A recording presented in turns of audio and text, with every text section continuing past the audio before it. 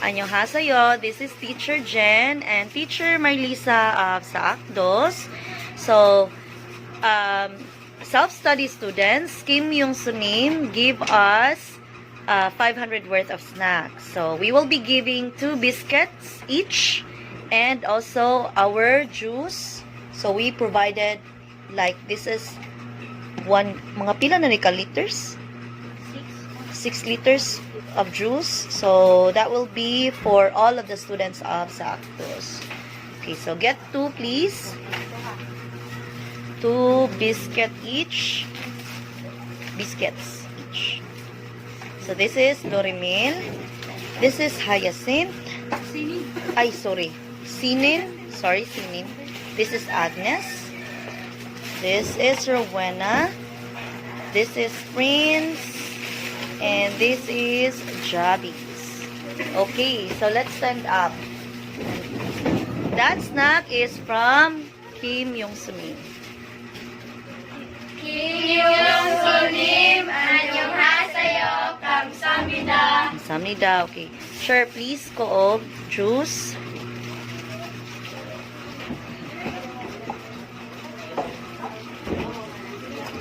So, sit down na, then pass lang ang juice.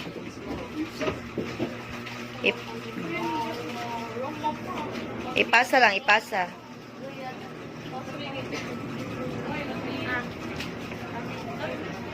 Be careful. Annyeonghaseyo, regular students. Annyeonghaseyo, Teacher Jen. Okay, so Kim Yung Sunim give us 500 worth of snacks. So I will be giving 2 biscuits each and you will also have only juice. Okay? So Teacher Marlisa will gonna give the juice. So I will be distributing 2 biscuits. Kali, get 2. Sunaya, get 2. Althea, get 2. Richil, get 2. Jandel, get 2. Dave, get 2.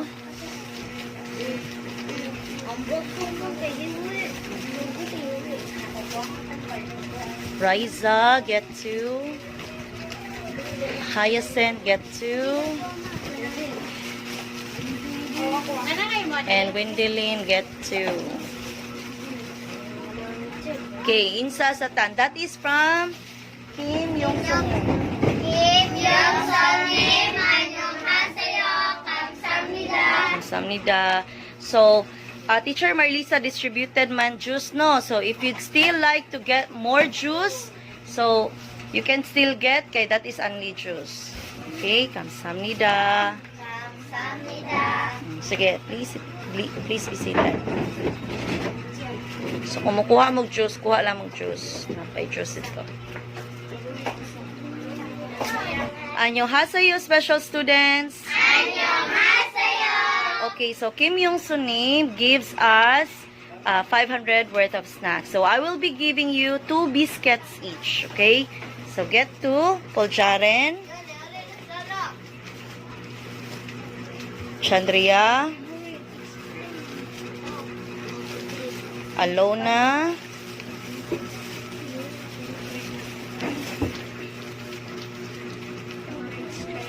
Ayan.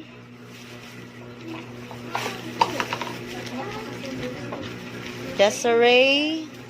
Sure, napay baso diri paliho ko, sure. Giselle. Shaira.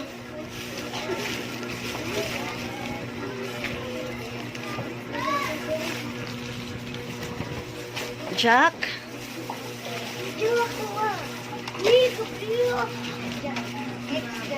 Kobe.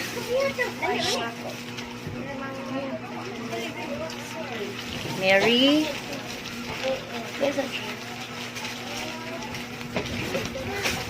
Rowena. And April.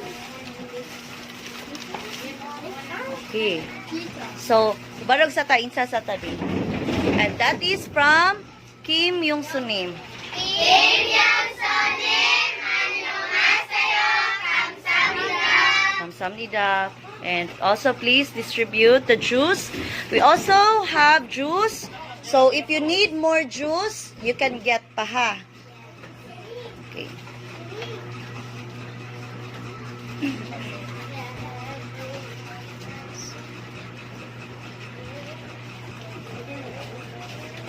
So kitsa pay white juice. So today, the story that I will share with you is please read. The cat and the mouse. Alright. I will read it in English and I will translate it in Cebuano or Bisaya. Okay, let's start. Once, there was a cat named Mitten. So, nakakunoy iring na ang pangalan kay? Mittens. Mittens. Mittens lived in a cozy house. So, si Mittens ko no, nagpuyo sa isa ka, unsa man ning cozy? Unsa man, any idea, unsa nang cozy? Cozy. Ilaon sa Katrin. Sure.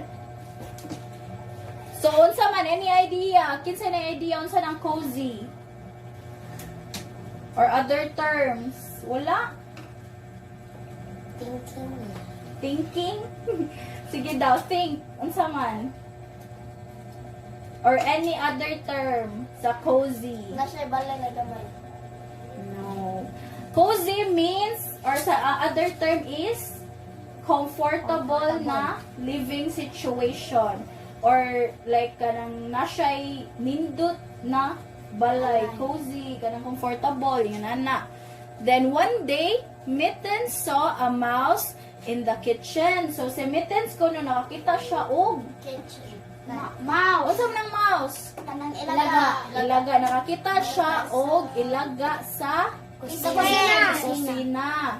So, the mouse was quick but Mittens was quicker.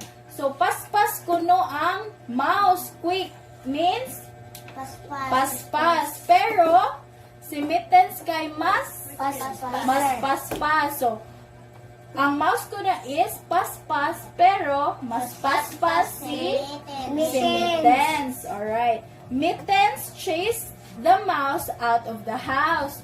Si Mittens ko no, iyahang gigukod ang mouse pagawas sa balay. From that day on, Mittens